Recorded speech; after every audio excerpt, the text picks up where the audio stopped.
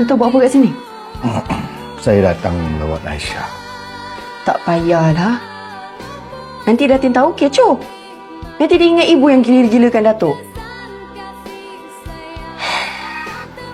Kalau boleh, saya tak nak siapa-siapa tahu yang saya dah pernah berkahwin dengan ibu awak. Seorang pembantu rumah.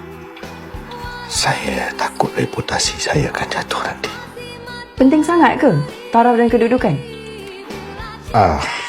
Saya tak mau Lisa dengan Lara tahu hal ini. Faham? Yelah, dua beranak tu lagi penting kan?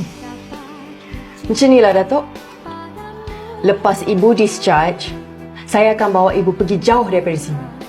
Datuk pun dah tak... Apa yang berlaku seterusnya terpulang kepada anda. Elevate. Layari pautan di profil.